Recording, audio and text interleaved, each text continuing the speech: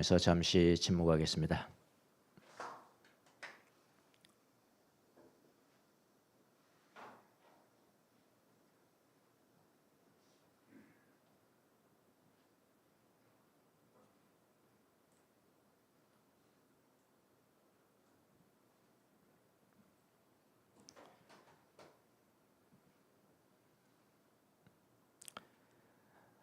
살아계신 주님, 주님을 사랑해서 주님을 믿음으로 말미암아 주님 앞에 영광을 돌리기 위해서 이곳에 모였습니다.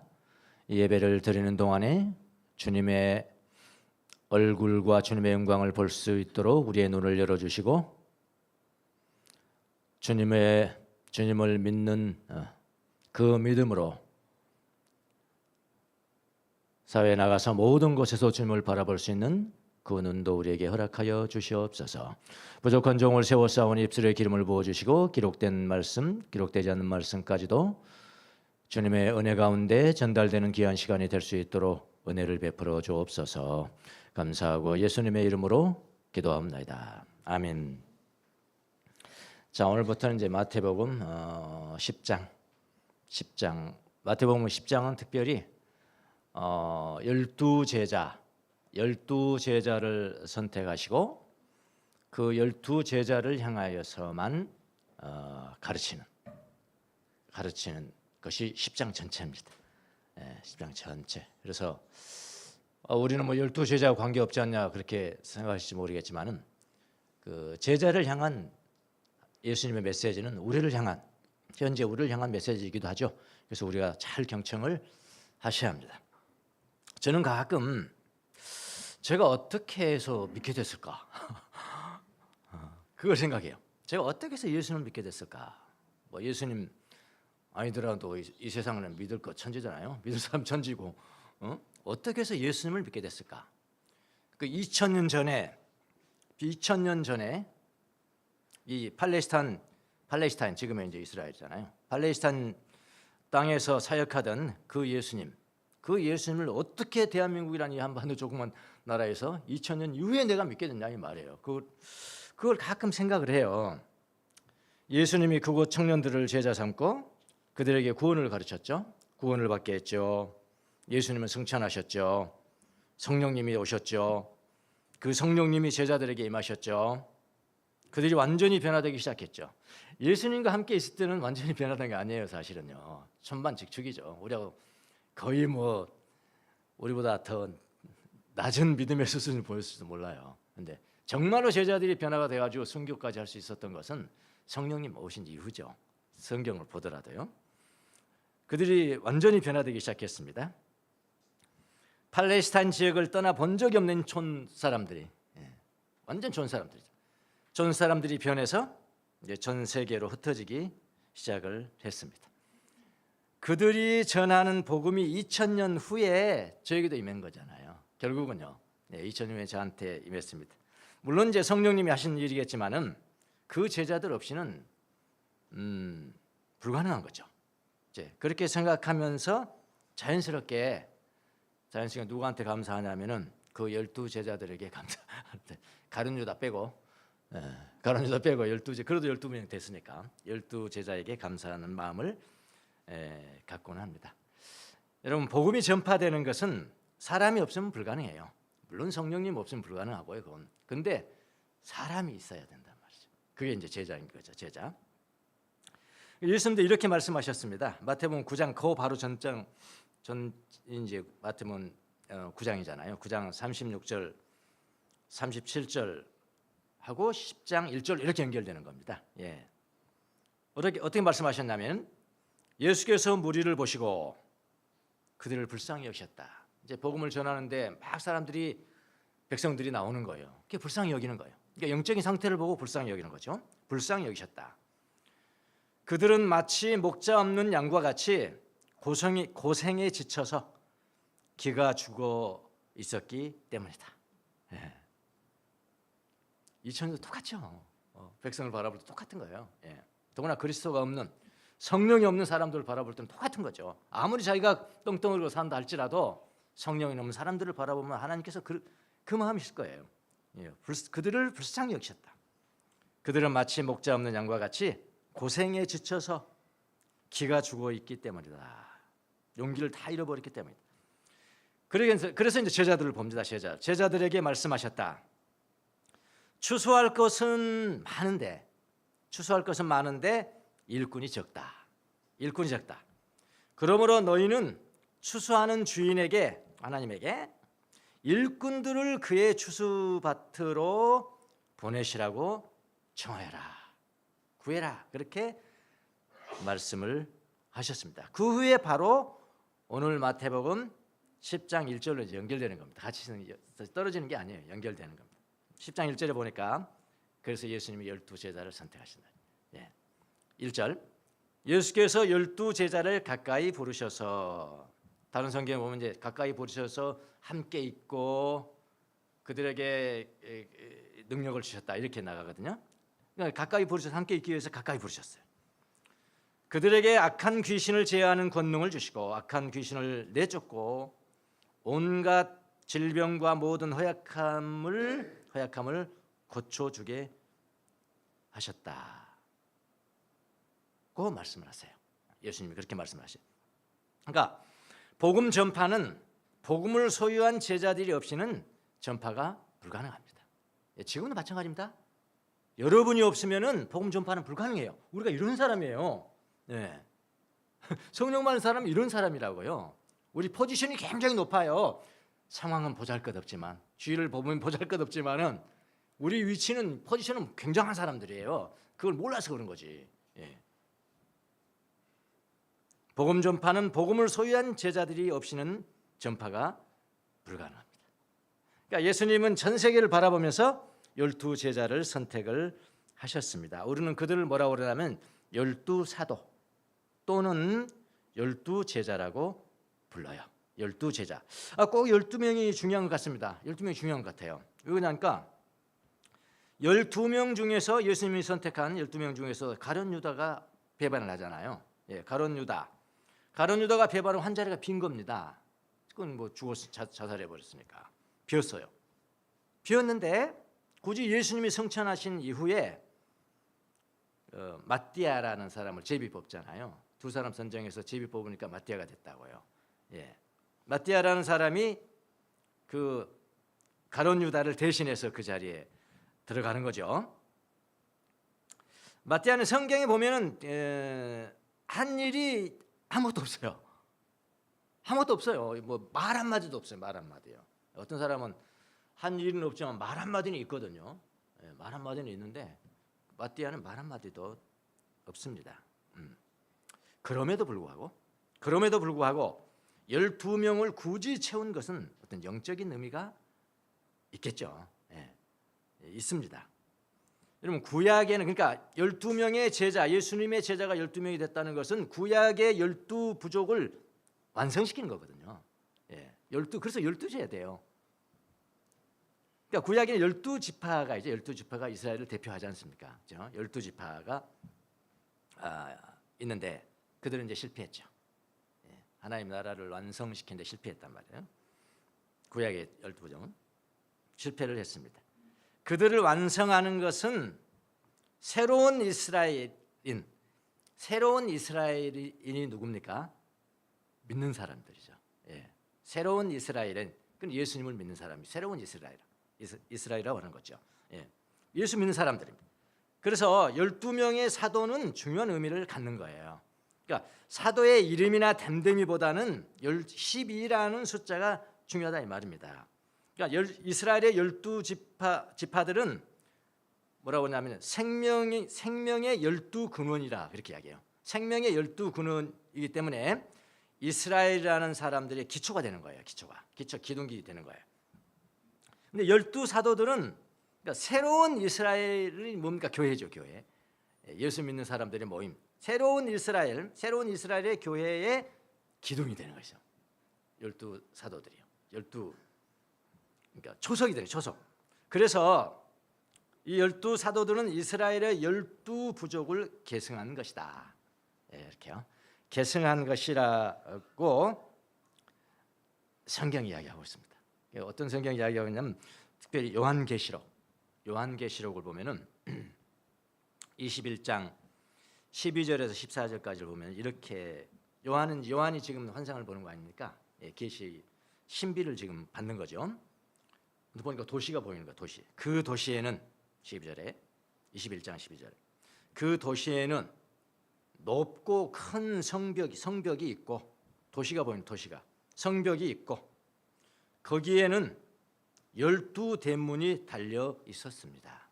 12대문이 달려 있는 거예요. 성벽에.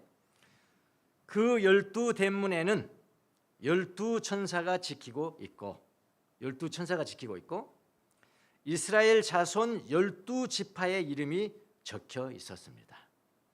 구약의 12지파를 이야기하는 거죠. 13절에 그 대문은 어떻게 되어 있냐면은 동쪽에 셋, 북쪽에 셋, 남쪽에 셋, 서쪽에 셋이 있었습니다. 그렇게 요한이 보는 겁니다. 셋이 있었습니다. 그 도시의 성벽에는 또 보니까 도시의 성벽에 뭐가 있었냐면은 주춧돌이 있다. 주춧돌이 12개가 있는 거예요. 12개가 있고 그 위에 주춧돌 위에 뭐라고 써져 있냐면은 어린 양의 예수님이죠. 어린 양의 12사도의 12이름이 적혀 있었습니다. 그랬거든요. 그러니까 12사도라는 것은 12족장을 대체하는 거죠. 완성시키는 그런 이름이죠. 그래서 여러분 12제자가 중요한 거예요. 마띠아를 굳이 선택해서 12사람을 만든 것도 중요한 의미가 있는 거죠. 근데 우리는 예수님은 12명을 이제 선택하셨잖아요. 12명을 선택하셨지만은 우리는 12명의 사도에 대해서 아는 것이 많이 없습니다. 사실은 많이 없어요. 여러분도 그러시잖아요. 겨우 아시면 누구 아실까요? 베드로. 첫 번째 베드로 아시죠? 베드로 뭐 요한, 야고보. 요분은 요 세 사람들은 예수님의 코아 그룹이었단 말이에요. 세 사람도. 여기도 세 사람이 꼭 같네요. 아까 그 천지창 최후의 만찬에서 세 사람. 예, 세 사람 아주 코아 그룹이에요. 예, 요 정도. 베드로, 요한, 야고보 정도는 알지만 다른 사람들은 잘 모릅니다. 무슨 일을 했는지도 모르겠고 성격이 어떻고 뭐 잘 모르잖아요. 왜냐하면 다른 사람들은 성경상에 한 일이 별로 없기 때문에 그렇습니다. 예. 그럼에도 예수님은 12제자를 향하여 아주 중요한 것을 전달하세요. 제자는 어떤 삶을 살아야 되냐, 제자는 어떻게 해야 되냐, 그 전체가 10장이에요. 제자는 중요하겠죠. 예, 전체가 10장에 걸쳐서 가르칩니다. 그래서 오늘은 이제 첫 시간이니까 12제자의 됨됨이와 이력서를 좀 살펴볼 필요가 있겠죠. 우리가 잘 뭐 안 나오지만은 그럼에도 찾아서 이력서를 좀 살펴볼 필요가 있어요. 예수님이 어떤 사람을 선택했을까? 아마 예수님이 선택한 어떤 기준들이 있을 거 아니겠어요? 아무나 선택한 건 아니잖아요. 어떤 기준들을, 그러니까 어떤 기준을 말씀해 주신 건 아니거든요. 그러니까 제자를 선택한 결과를 보고 우리가 알 수가 있겠죠. 그래서 12제자의 됨됨이와 이력서를 한번 살펴볼게요. 오늘 첫 시간이니까요. 살펴보고 그 다음부터는 이제 그들에게 뭘 가르쳤는지 예수님이 이렇게 진행이 되겠습니다. 성경에 나온 순서대로 할게요. 성경에 나온 순서대로. 먼저 누구 나가죠? 이제 다시 한번 들어가세요. 마태복음 10장으로 한번 돌아가 보세요. 예. 거기요. 베드로가 제일 먼저 나옵니다. 베드로가 제일 먼저 나오는데 베드로의 원래 이름은 시몬입니다. 시몬이라는 사람이 또 나오고 상당히, 그러니까 그 유대인들의 이름 중에는 뭐 시몬이니 뭐 요한이니 뭐 이런 이름들은 철수야. 지나가다 철수야 하면 100명 중에 한 몇 명은 돌릴 거예요. 이렇게요. 나를 듣나? 철수야 하면 막 많은 사람이 본다. 사장님 하면 또 많은 사람이 이렇게 보고요. 이제 그런 시몬은 그런 이름이에요. 시몬 베드로. 그러니까 원래 이름이 시몬이었는데 예수님 베드로라는 이름은 예수님이 붙여주신 거죠. 너는 페트로스. 파트는 반석이라는 거거든. 베드로라고 해라. 반석이라고 이름을 바꿔주셨습니다. 헬라어 페트라에서 나왔습니다. 페트라. 시몬이라는 뜻은 원래 이제 잘 듣는 자, 잘 듣고 복종하는 뜻이라고 합니다. 베드로는 반석이라는 뜻이고요. 자, 이 베드로는 가버나움 사람들의 후예입니다. 가버나움이라는 것은 갈릴리 지역입니다. 지금부터 제가 말씀드리는 갈릴리 지역. 그러니까 유대 이스라엘을 세 파트로 나누거든요. 그 당시에 보면은 제일 북쪽에는 갈릴리 지역. 그러니까 제 표현대로 말하면 그건 전라도 지역입니다. 예, 분명히 전라도 지역. 전라도 지역. 그 다음에 요 중간이 사마리아죠. 사마리아. 그러니까 충청도가 중간쯤이니까 충청도 지역이 아니겠. 그리고 이제 유대 지역. 유대 지역은 그건 이게 경성이야. 이게 이 서울이야. 서울 지역이야. 서울 경기 이렇게 그렇게 세 파트로 나누는 겁니다.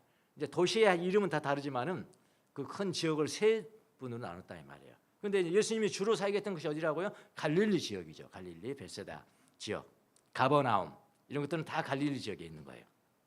이제 베드로 어디 치시냐면은 거기 이제 갈릴리, 가버나움의 후예죠.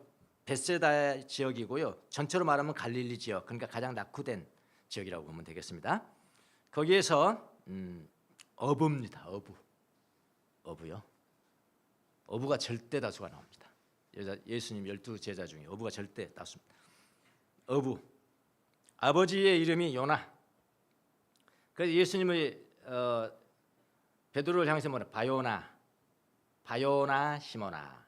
바 아들 요나의 아들 시모나.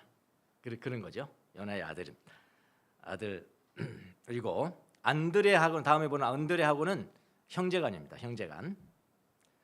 이 베드로는 최초로 부름받은 중요한 제자 중에 하나죠. 최초로 부름받은 천국의 열쇠를 받은 사람이고요. 그래서 유대인과 이방인들에게 최초로 천국을 연 사도라고 보면 되겠습니다. 유대인에게로 부름받았지만은 베드로는 유대인에게 부름받았지만 나중에 이방인도 했잖아요. 이방인에도 복음을 전하잖아요. 기혼자고요. 기혼이냐 싱글이냐 그런 것들이 자세하진 않은데 분명하게 기혼자라고 나온 것은 이 베드로입니다. 베드로는 결혼을 했습니다. 근데 부인이 있으나 마나한 사람 같았어요. 성경을 보면 있으나 마나한 사람이라는 것은 남편을 영적으로 돕지 못했다는 거죠. 실력이 안 되는 거예요. 그러니까 거의 뭐 데리고 다녔다 그 정도만 나오지 더는 안 나옵니다. 기혼자입니다. 3번 예수님을 부인했죠. 캐릭터를 한번 보겠습니다. 3번 예수님을 부인했습니다. 무리로 막 걸어갔어요. 오라고 그러니까요. 상당히 성격이 좀 급한 것 같죠. 그래서 실패하고 들어가고요. 말고의 길을 잘라버렸죠. 예수님 붙잡으러 온 사람들 향 그 종을 막 칼로 쳤잖아요. 칼을 든 자는 칼로 망한다. 칼 집어넣어라. 예수님 베드로한테 그랬죠. 그러니까 처음에 보면은 성령이 오시기 전에 보면은 처음에는 저런 사람이 어떻게 리더가 될 수 있을까?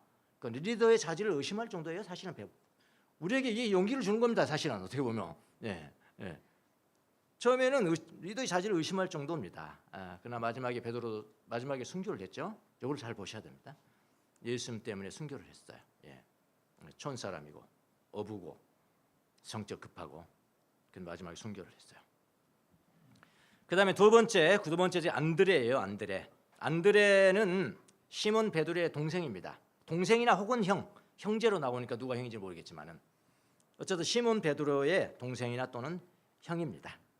베드로의 형제로서 안드레는 역시 어부입니다. 벳세다 같은 지역이죠. 벳세다 어부였고요. 특별히 이 사람 상당히 종교적인 것 같아요. 어릴 때부터 세례 요한의 제자였습니다. 안드레가 먼저 세례 요한의 제자로서 그 세례 요한이 제자들을 예수님께 보내잖아요. 그중 하나가 안드레잖아요. 그러니까 나다나엘도 가서 전도하고 자기 형도 아마 이렇게 영향을 받았겠죠.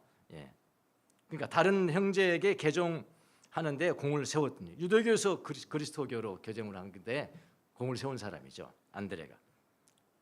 근데 사도로서의 공적은 많이 알려지지 않았습니다. 단지 누구 데려오고 뭐 이런 정도지 사도로서 무슨 일을 했느냐는 성경이 기록되지 않습니다. 전승에 의하면은 아가야 지방에서 십자가에 달린 채에 순교를 했다. 그렇게 전해지고요. 일설에 의하면은 감히 내가 주는 것 같이 어떻게 십자가 질 수 있냐?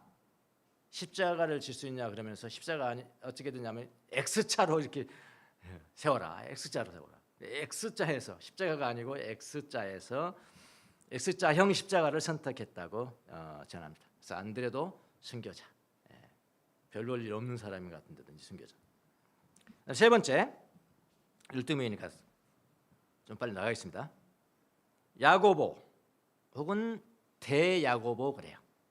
대야고보가 있으면 소야고보가 있겠죠. 그러니까 이거 뭐 특별히 지어진 거 아니고 저 사람들 많은 사람 학자들이 설에 의하면 그런 겁니다. 대야고보는 좀 크고 좀 뚱뚱하고, 그러니까 큰 야고보. 그리고 소야고보는 빼빼하고 키가 좀 작고 이렇겠죠. 예, 소야고보 그렇답니다. 여기 이제 대야고보 사도 요한의 형입니다. 사도 요한의 다 형제들이 이렇게 많아요. 사도 요한의 형 대야고보로 부릅니다. 이 사람이 존재감이 있는 겁니다. 예, 그 세 명 베드로, 요한, 야고보 그 세 명 중에 한 사람이니까 야고보가 존재감이 있습니다. 부친은 세베대의 아들 야고보 그러잖아요. 부친은 세베대, 요한이 형제 동생. 역시 이 사람도 갈릴리의 어부입니다. 갈릴리 출신, 그 다음에 어부. 최초로 부름받은 예수님의 제자 중에 하나가 되었고요. 예수님의 아주 총애를 받는 핵심 그룹이라니까. 핵심 그룹 12명이 3명 데리고 가는 그 그룹에 속해 있는 사람입니다. 제자 중 핵심 그룹이다. 근데 안타까운 게 뭐냐면은 12제자 중에서 가장 먼저 순교를 당합니다. 성경에 보면은 사도행전 12장에 보면은 헤롯에 의해서 사도들 중에 최초로 대야고보를 선택해서 죽여요. 이 헤롯이요. 최초의 순교자입니다. 야고보가 제자로 부른 다음에 하는 일이 별로 없었어요. 하는 일은 없었습니다만은 주님을 증거한 최초의 순교자가 됐다 이 말입니다. 그 죽은 게 하는 일이에요. 예수님을 증거하면서 죽은 게 하는 일이에요. 그 얼마나 큰 일입니까? 예. 주님 앞에 대단한 겁니다. 또 별명이 붙여져 있는데 보아너게예요. 보아너게. 대야고보의 별명이 보아너게예요. 보아너게라는 게 무슨 뜻이냐면은 천둥의 아들이다. 꽝 한단 말이에요. 이 사람 한 번 화내면 막 그렇단 말이에요. 그래 있죠? 그런 분 있죠? 화 한 번 내면 무섭잖아요. 그 우레의 아들이라는 별명을 가졌어요. 예, 근데 이렇게 예수님을 위해서 순교한 사람이 됐죠. 12제자 중에 하나, 아주 중요한 대야고보입니다. 야고보서는 이분이 쓴 거 아닙니다. 또 다른 야고보가 있습니다. 이 대야고보 이렇게 아시면 되겠고, 그 다음에 네 번째 요한입니다. 요한은 대야고보의 동생이에요. 친동생입니다. 근데 대야고보와 요한도 예수님과 또 친척간이에요. 그러니까 그 선택하기 쉬운 그 그룹에서 다 선택을 한 겁니다. 사실은. 그러니까 이 요한이 바로 요한복음도 썼고요. 요한 1, 2, 3 서도 썼고요. 요한계시록도 요한이 썼고요. 예. 요한은 역시 갈릴리의 어부입니다. 갈릴리 지역의 어부. 요 세 파트 중에 어느 파트 출신인가 그걸로 아셔야 됩니다. 갈릴리 지역에 그건 촌사람이라, 촌놈이라 이거예요. 갈릴리의 어부였습니다. 그는 예수님의 사랑하는 제자였고요. 그러니까 예수님의 사랑하는 제자, 성경에 이렇게 나오면 그 요한입니다. 예, 제자였고 사도로서의 행적은 아주 풍부합니다. 제4복음서 요한복음서를 썼고요. 요한 1, 2, 3서를 썼고요. 기록했고요. 요한계시록도 썼으니까 굉장하죠. 굉장한 일을 한 거죠. 예. 이분도 역시 세례 요한의 제자였습니다. 또 근데 이 사람이 어떤 사람이냐면은 천국의 자리, 천국이 임할 때 예수님 오른편에 내 아들 하나, 뭐 또 왼편에 하나 그 있죠. 그 천국의 자리 달라고 부탁한 그 아들입니다. 예, 아들이고 십자가 곁에 있었던 아들. 예수님이 십자가에 못 박혀 죽으셨는데 요한을 부르죠. 마리아를 요한한테 맡겨. 요한아, 어머니를 좀 보살펴. 예. 그러니까 어머니를 보살펴야 되니까 요한은 어떻게 해야 돼요? 순교당하면 안 됩니다. 어떻게 해야 돼요? 오래 사셔야 돼요. 그래 12제자 중에 가장 오래 산 사람이 누굽니까? 요한입니다. 유일하게 순교를 당하지 않고 오랫동안 삽니다. 여러분 순교 당하기 싫으면 효도하십시오. 효도하시면 순교합니다. 예, 하나님이 살려주십니다. 예. 요한, 예. 십자가 곁에 가장 마지막까지 있었던 제자 마리아 예수님의 어머니 마리아를 끝까지 돌보신 분. 베드로와 함께 빈 무덤을 찾아간 지난주에 우리 봤었죠. 비지오 디베나에서 봤었습니다. 빈 무덤에 찾아갔던 사람. 이 사람도 역시 별명이 하나가 있었는데 우레의 아들입니다. 예, 천둥이라는 별명을 가졌습니다. 이게 나중에 사랑의 사도가 된 거죠. 예수님 십자가 끝까지 바라본 유일한 사람, 유일하게 순교하지 않은 사람. 그래서 여러분 오래 사는 것도 이렇게 요한처럼 오래 사는 것도 하나님께 영광이고요. 야고보처럼 일찍 순교하는 것도 하나님 앞에 영광이에요. 어떤 것을 선택할 그 하나님께서 달려 있는 것입니다. 이게 사도 요한입니다. 사도요. 빌립을 한번 보겠습니다. 빌립 다섯 번째. 빌립도 세례 요한의 제자였습니다. 바돌로메의 소개로 예수님께 왔습니다. 빌립이라는 원래의 말은 투쟁적이라는 뜻이라고 합니다. 투쟁적이었다. 상당히 투쟁적인 사람이 많아요. 나중에 뭐 시몬도 그렇고요. 가룟 유다도 투쟁하는 사람이었거든요. 투쟁적이라는 뜻이다. 그도 역시 베스다의 어부, 갈릴리 지역의 어부입니다. 초기에 그리스도의 제자가 되어서 나다나엘에게 예수님에 관해서 이야기를 한 사람이죠. 빌립이 요한복음 1장 45절에 나왔습니다. 근데 이 빌립의 사도로서의 행적은 거의 없어요. 행적이 없는 게 더 많아요. 거의 없습니다. 그냥 이 사람은 상당히 그 조금은 부침성이 있고 좀 온유하다 할까, 온후하다 할까, 이러기 때문에 사람 만나기를 좋아하는 거예요. 그러니까 외국에서 예수님 만나러 온 사람 예수님 직접 안 만나고 중간에 꼭 제자를 거쳤는데 그 중간에 제자 거친 사람이 누구예요? 빌립입니다. 빌립 항상 빌립에 가서 나 예수님 좀 만나게 해달라고. 이건 다 이유가 다 있겠죠. 그 사람이 빌립입니다. 예수님을 만나고 싶어했던 모든 헬라인들의 방문을 받은 사람. 또 이런 사람이죠. 예수님 앞에 아버지 좀 보여주세요. 하나님 아버지 좀 보여주세요. 야 빌립아, 너가 나와 같이 다닌 데가 지금 이제 3년이 다 돼가는데 아버지를 지금도 보라 하느냐? 나를 본 자는 아버지를 봤는 자라. 그렇게 많은 사람이 빌립입니다. 그리고 사도 중에는 눈에 잘 띄지 않는 사람이었고, 그다음에 아까 말씀드린 온유하고 좀 부침성이 좋은 사람이 아닌가 빌립은. 근데 나중에 이분도 순교를 당합니다. 터키 지역에서 선교를 하다가 이렇게 순교를 당합니다. 그도 죽습니다. 그다음에 여섯 번째 바돌로메는 나다나엘이 바돌로메입니다. 나다나엘이라고도 합니다. 사도로서의 행적과 죽음에 관한 확실한 것은 알려진 바는 없습니다. 네, 빌립에 의해서 최초로 발견됐죠. 성경 이야기에 거의 한 일이 없어요. 그냥 예수님이 한마디 했습니다. 예수님이 다시 참 이스라엘인이다. 간사가 없다. 그 사람이 나다나엘입니다. 예수님의 평가입니다. 나중에 이제 전승에 가면 아르메니아 지방에서 선교하다가 순교를 당했다. 이제 순교 당한 것이 어떻게 되냐면 산채로 살 가죽이 벗겨진 채 머리를 베어 순교를 당했다라고 이렇게 나왔습니다.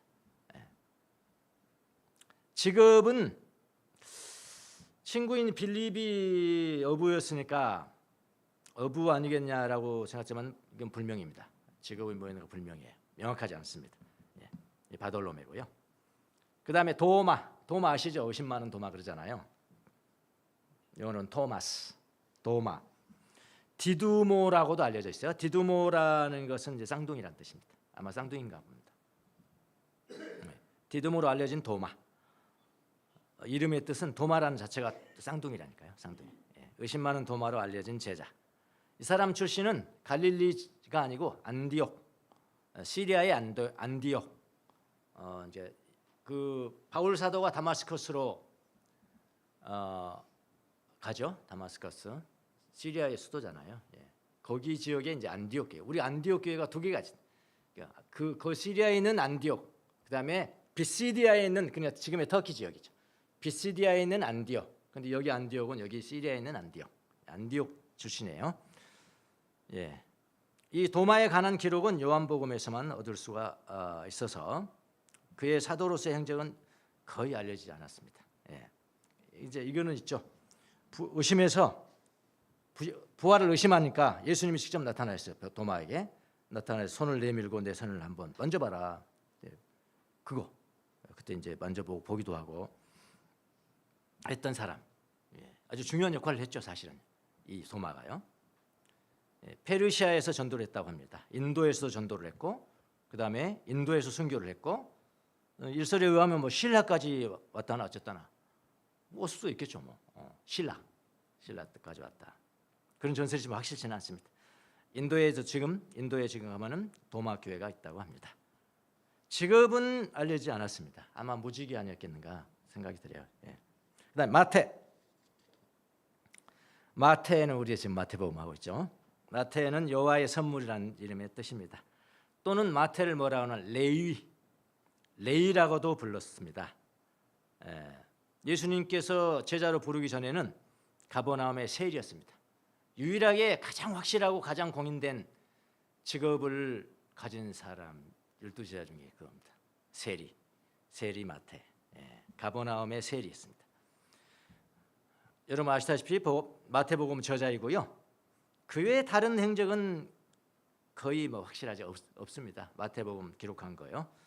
그리고 성경에 보면 세리로서 큰 잔치를 베풀었고, 막 자기 동료 세리들을 초대해서 했고, 특징이 있다면 로마 정부 편에 섰겠죠.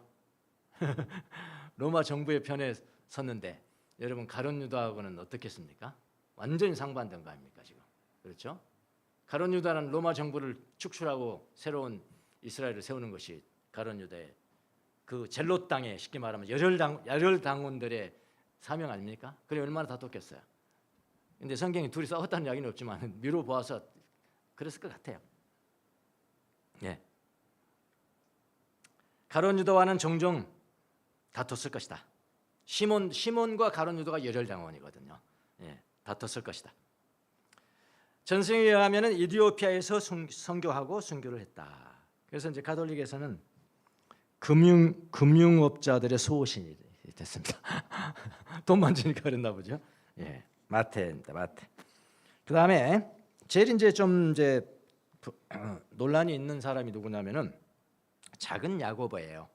알페오의 아들. 세베대의 아들은 순교당한 큰 야고보. 여기는 알페오의 아들 야고보. 지금 성경상에요. 야고보만 하더라도 3명입니다. 그러니까 야고보 뭐 이런 이름, 야고보, 요한 이런 이름들은 아주 뭐 한 100명이 있으면 몇 명이 다 있다니까요. 철수야 그런 사람이라니까요. 야고보. 이 논쟁이 이제 개신교에서 이 야고보가 누구냐에 다르고요. 그 다음에 가톨릭에서는 아까 좀 달라요. 이제 가톨릭에서는 이 소 야고보가 예수님의 동생이 또 야고보가 있어요. 그러니까 같은 사람이라고 보고 있고요. 우리 개신교회는 여기 소 야고보하고 예수님의 동생 야고보를 다른 사람으로 보고 있습니다. 예수님의 동생 야고보는 나중에 예루살렘 교회 장로 있죠. 예루살렘 교회 장로 야고보. 그리고 야고보서를 쓴 야고보. 그렇게 우리가 보고 있지만은 또 개신교는 그러니까 이건 학자들마다 달라요. 완전한 정설이 없습니다. 그렇게 여러분 이해를 하시고, 그러니까 야고보를 주님의 형제라고 불리는 야고보가 있는데 이 사람이라고 말하는 사람이 있고, 아니다 또 야고보가 세3 야고보가 또 있다 그렇게 있습니다. 그렇게 여러분이 아셔야 됩니다. 그러니까 두 야고보를 다 이야기할게요. 어떤 야고보는 주님의 형제라고 불리고 예루살렘 교회를 세운 뒤에 그 운명에 다 참여했죠. 거기 장로였죠. 주님의 만약 형제라면 이 사람이 소 야고보라면은 목수일 가능성이 있습니다. 야고보서의 저자, 키가 작아서 작은 야고보. 그의 행적은 별로 성경에 언급이 없습니다. 순교 장소를 애굽으로 추정을 합니다. 일설에 의하면. 서기관과 바리새인들에게 의해서 성전 꼭대기에서 떨어진 후에 곤봉으로 맞아 순교를 당했다. 이런 설이 있습니다. 요 사람만 논란이 있고 다른 사람은 다 괜찮습니다. 10번째, 다데오는 지명 이름입니다. 사실은요. 지명 이름인데, 그러니까 다데오 출신의 유다예요. 정확하게 말하면 이 사람이 이름이요. 다데오 출신의 유다서라고 있죠 성경에. 이 유다서가 이 유다가 썼을 것이다. 그러니까 다데오라고도 부르고 유다라고도 부르고 성경에 거의 나오지 않습니다. 유다서의 저자가 아닌가라고 생각을 합니다. 그럼에도 그가 예수님 앞에 사도로 불림을 받았어요. 유다는 찬미하다는 뜻이고, 다데오는 갈릴리 지역의 한 마을의 이름. 다데오는 마음이 크고 넓다라는 뜻이라고 합니다. 그러니까 유다, 그 다음에 다데오, 그 다음에 야고보의 아들 유다, 이름이 이렇게 불려요. 그 다음에 레바이라고 부르는 데도 있어요. 요 네 가지 이름으로 불리는 사람이 다데오, 유다입니다. 성경에 뭘 하니는 뭐 없습니다. 네. 전승에 가면 아르메니아 지역에서 전도하다가 순교당했다. 존재감이 없는데 이런 말씀은 있습니다.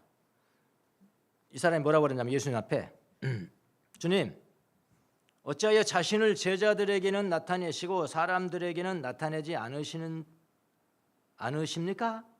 이 질문 하나 있습니다. 하신 일이 그거예요. 이 질문 하나입니다. 그것만 성경에 나옵니다. 직업은 몰라요. 무직이나 하여튼 그렇게 될 거예요. 역시 갈릴리 출신 시몬, 세 사람 남았습니다. 이 시몬은 베드로하고 같은 이름이죠. 같은 시몬이지만은 알페오의 아들, 아까는 요나의 아들 베드로, 이거는 알페오의 아들 시몬 이렇게 됩니다. 작은 야고보, 아까 소 야고보의 형제입니다. 특이하게 이 사람은 열심당 출신입니다. 젤롯 당이잖아요. 가룟 유다가 열심당에서 그러니까 2명이나 들어온 겁니다. 제자로. 한 명은 실패했지만은 열심당 출신입니다. 페르시아에서 전도하다 순교를 당했다. 기둥에 거꾸로 매달려 톱으로 몸이 잘려 죽었다고 합니다. 이 사람 출신은 가나안 사람, 가나안 출신. 그러니까 이 사람의 이제 제자가 되기 전에 이 사람의 전체 의식은 뭐냐면은 맹신적으로 모세의 의식, 그 열심당원이니까요. 모세의 의식을 맹신적으로 지킨 사람들, 이 사람도 그렇고 가룟 유다도 마찬가지예요. 사도로서의 행적에 관한 기록이 거의 없습니다. 그러니까 정치적인 우익 집단의 일원이죠. 극보수라고 그럴까요? 네, 극보수 열심당원. 네. 또 저쪽에 마태 측에서 보면은 지금 로마 정부를 전복하려고 그러니까 극좌파네요. 극좌파고 자기들은 극보수라고 생각하는데 어쨌든 그런 정치적인 우익 집단의 일원입니다. 마태와 다퉜을 것이다. 분명히 다퉜을 것이다. 성경에는 거의 등장하지 않습니다. 예수님 승천하신 이후에 이집트 지역을 전도를 했고 페르시아에서 순교를 당했다. 시몬도 순교를 당했습니다. 그 열혈 당원도 순교를 했다는 말입니다. 예수님 때문에 순교를 했다는 거예요. 예. 그다음에 마지막으로 누가 있냐면은 가룟 유다입니다. 이스카리옷 유다 이랬죠. 네. 그러니까 이 사람은 특이하게요. 다른 사도들은 거의 갈릴리 출신이잖아요. 갈릴리, 안디옥 출신이지만 이 가룟 유다는 어디 출신이냐면은 제가 그래서 세 군데를 정해 주셨잖아요. 어디 출신이겠어요? 유다 출신입니다. 제 유다 출신이요. 나 유다 출신이요. 이러면 다른 데 본다니까요. 예. 나 전라도 출신이요. 그럼 좀 부끄럽다니까요. 그럴 때가 있었다니까요.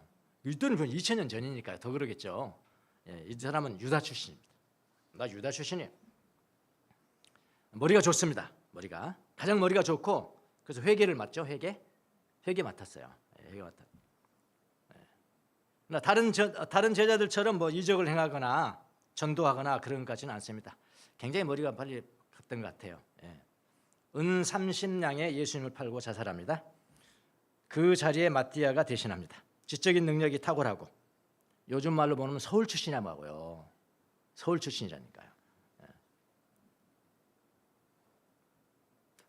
제가 서울 출신이더요. 서울 어디 출신이냐?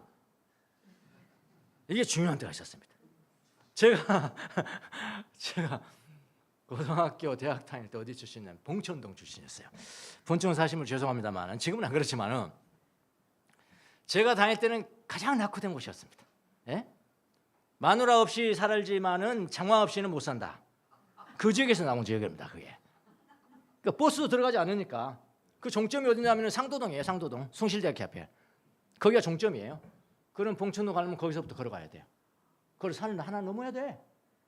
그게 어디냐고? 서울이라니까 서울요. 그러면 어디서 사냐고 친구들이 묻잖아요. 그럼 절대 봉천동이라 안 합니다. 나 상도동에 살아. 예, 그런 부끄러울 때가 있었어요. 예. 지역이 아무렇지도 않은 것이 아니에요. 유다 출신이라. 예. 이스카리옷 머리 좋죠. 회계 맡았죠. 그런 놈이 배반했다고요. 예. 가장 탁월한 놈이 배반을 했다고요. 예. 저는 이 사람이 왜 배반을 했을까? 가룟 유다 같은 열성당원이었지만 시몬은 안 그래 순교했잖아요. 이 사람은 예수님 끝까지 기회를 주셨는데 지금 아까 우리 최후의 만찬 거기 때 유다 있죠? 최후의 만찬 여러분 떡까지 줬어요. 떡까지 예수님 떡까지 줬어요. 최후 마지막까지 기회를 줬잖아요. 끝까지 기회를 줬는데 왜 배반을 했을까 생각을 해봤어요. 성경에 나와 있더라고 답이요. 뭐라고 나와 있냐면요. 사탄이 들어갔다. 네, 유다는 사탄이 들어온 것을 허락했고요. 사탄이 그렇게 하다. 그럼 그렇지. 제정신이 그렇게 하겠냐고요. 네, 사탄이 작정하면 끝나는 거예요. 사탄이 내가 저놈 먹어버려야지 하면 끝나는 거예요.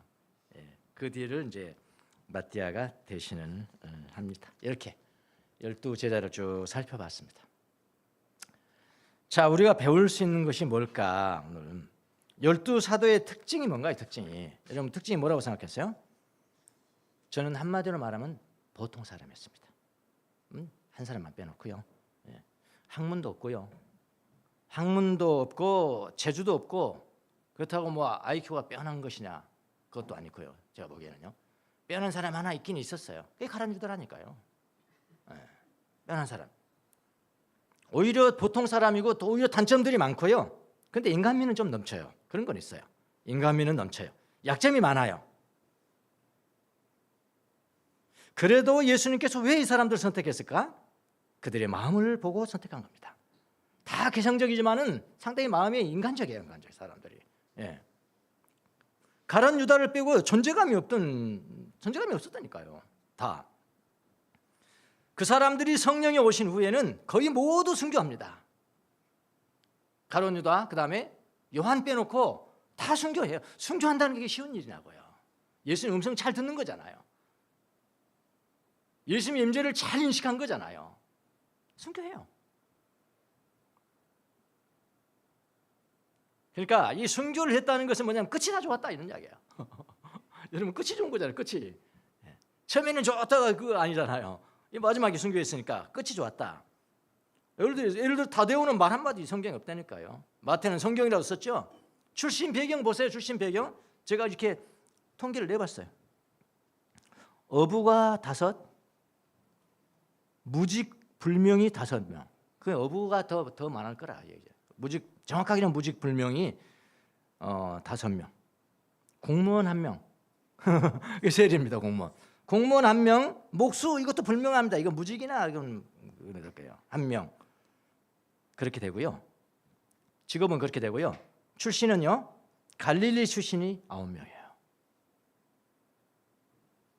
봉천동 출신이 9명이다 이 말입니다. 안디옥 1명, 유대 1명, 가나안 1명. 압도적이잖아. 완전 촌놈들. 그들은 부족한 것이 있어도 괜찮았어요. 왜냐하면 예수님께서 보면 괜찮다. 부족한 위해서 괜찮다. 왜냐? 제자들이 뭐냐? 제자들이 예수님이 임해 준 것만 수행하면 된다. 네 머리 잔머리 쓰지 말고 예수님이 임해 준 것만 하면 되는 거야. 그 일 하는데 무슨 머리가 필요 있겠냐? 그거 하는데 무슨 소울놈이 필요 있겠냐? 뭐 그런 거 아닙니까? 그런 거거든. 예. 부족해도 괜찮다. 오히려 순진한 사람들이 주인이 시키는 일을 더욱 잘하는 경향이 있어요. 이거는 진리 같아요. 보니까 좀 순진한 사람이 잘해요. 예. 머리 쓴 사람. 이 제자들의 특징입니다. 보통 사람입니다. 여러분 우리도 지금 마찬가지입니다. 우리도 주님의 제자예요. 지금도 성령 받으면 제자 아닙니까? 제자들은 유임받은 자들이에요. 예수님이 승천하시기 직전에 이 명령을 주셨잖아요. 마태복음 28장 18절 예수께서 다가와서 그들에게 말씀하셨다. 나는 하늘과 땅의 모든 권세를 받았다. 그러므로 너희는 가서 모든 족속으로 제자를 삼아 아버지와 아들과 성령의 이름으로 세례를 주고 내가 너희에게 명한 모든 것을 그들에게 가르쳐 지키게 하라. 보라, 내가 세상 끝날까지 항상 너희와 함께 있을 것이다. 이렇게 위임을 해주셨거든요. 그 위임을 받은 사람들이 바로 여러분과 저입니다. 제자들이에요. 예수님이 12제자들의 명한 모든 것은 지금 누가 지켜야 된다고요? 우리가 지켜야 된다고요. 우리가 지켜야 된다고요. 무엇을 명령했는지는 이제 다음 주부터 보도록 하겠습니다. 예. 제가 거기 저거 글 하나 썼잖아요. 영화 영상. 예. 지난주에는 헌터 킬러. 저는요 영화가 왜 좋아하냐면 영화잖아요. 우리가 성경을 통해서 하나님을 알아야 하잖아요. 성경을 통해서 하나님의 마음을 알고 성경을 통해서 하나님이 어떤 분이신가를 알고. 근데 거기에 그치면 안 돼요. 거기 그쳐버리면 3분의 1밖에 안 되는 거예요. 사람을 통해서도 알아야 돼요. 사람을 통해서 하나님을 볼 수 있어야 되고. 근데 사람들의 이야기가 영화잖아요. 소설책도 있고 어떤 그런 거잖아요. 예. 그리고 자연을 통해서 하나님을 알아야 돼요. 그래야 이제 하나님을 온전히 다 볼 수 있거든요. 그래서 저는 영화를 참 좋아합니다. 뭐 좋은 영화들은 그 몇 번씩 보고, 물론 어떤 거는 전체 다 못 보고 쓰니까 나오니까 그때부터 봤으니까 다 아니지만 몇 번씩 봐도 뭐 알아요. 좀 중간부터 봐도 뭔 이야기를 하는지 알아요. 그래서 영화를 좋아하는. 이 이제 제라드 버틀러 여러분 좋아하시잖아요. 영화 이 저 주인공 좋아하시잖아요. 거기에 이제 주인공 역으로 나와요. 이제 미 국방부가 격침당한 자기 미국 잠수함의 행방을 찾기 위해서 잠수함을 보내요. 그 잠수함 이름을 헌터 킬러라고 한다 이 말이에요. 예. 핵 잠수함 급파합니다. 제라드 버틀러가 이 캡틴이에요. 예. 근데 캡틴을 선정할 때 우리 사람들이 전혀 예상과 다른 사람을 선택하는 거예요. 여러분 함장쯤 되려면 이거는 해군 사관학교 나와야 되는 겁니다. 육사 출신이어야 돼요. 예. 정통 이렇게 뭐 있잖아요. 그런 거. 그 출신이어야 돼요. 근데요 거기 이 캡틴을 임명을 하는데 전혀 다른 아예 승조원 이 승무 해군 쫄병부터 시작해서 잔뼈가 굵은 사람을 함장으로 딱 기대와 완전히 벗어난 거죠. 예.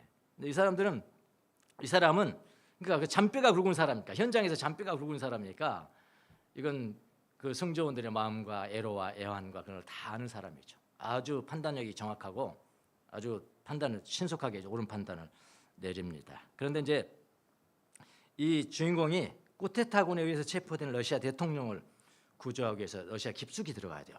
그 핵 잠수함이. 근데 길을 모르는 거예요. 그러니까 그 체포된 그 러시아 함장을 데려와라. 이 사람은 알 것이다. 그런데 이제 부함장은 뭐냐면은 이건 정통 하버드의 거기 해군 사관학교 정통 출신인 거예요. 그 자기 함장한테 이야기하면 안 됩니다. 이 사람 아마 안 돼. 이건 군법 회의감입니다. 군법에 걸릴 수가 있습니다. 군법에 걸리면 제가 증언하겠습니다. 그런다고요. 예. 원리 원칙절 이스카리오 유다라고요. 예. 머리도 좋고. 그러니까 이 함장이 뭐라고 그러냐면은 그래 군법이 열리려면은 우리가 다 살아가야 되겠다. 내 명령을 실천하라. 그럼 밀고 나가죠. 그런데 그 사람을 살려줬기 때문에 러시아 함장을 살려줬기 때문에 이 사람도 정말 혼심을 다해서 그 길을 가르쳐줘. 막 꼬불탕.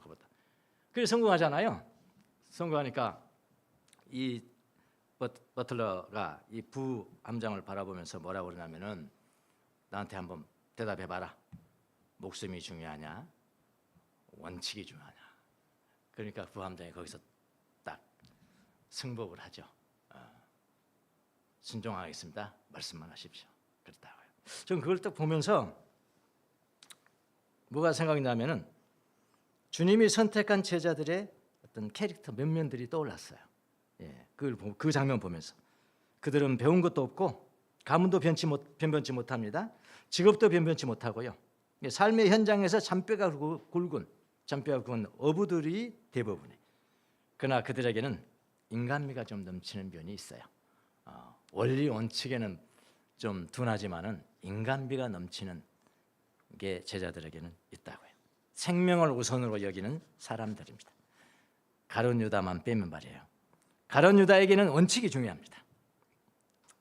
제자들은 몇 제자들을 빼놓고는 예수님 생전에는 별로 이런 일이 없습니다. 그러나 성령님 오신 후에는 모두 다 영생을 전하기 위해서 자기들의 목숨까지 기꺼이 내어주는 순교를 당합니다. 그래서 제가 은혜 받고 참 영화를 보면서도 은혜 받네. 그건 너무 정상입니다. 너무 정상. 사람들의 이야기잖아요. 여러분 모두가 다 우리 세상 사람들의 기준에 의하면 우리가 많은 것이 부족하지만 예수님은 다른 면을 보셨을 겁니다. 주님의 제자로 여러분을 선택하셨어요. 주님이 위임해 준 그 명령에 순종하는 여러분 되시기를 예수님의 이름으로 축원합니다. 주님 감사합니다. 저희들 부족하고 연약하고 보잘것없지만은 그럼에도 불구하고 우리를 불쌍히 여겨 주셔서 구원시켜 주시고 성령 주시고 예수님의 위임 명령을 실천할 수 있도록 은혜를 베풀어 주셔서 감사합니다. 목숨과 내 생명과 내 온 힘과 내 모든 것을 다하여 예수님 사랑하게 도와주시고 예수님을 전파하는 제자들이 다 될 수 있도록 은혜를 베풀어 주시옵소서.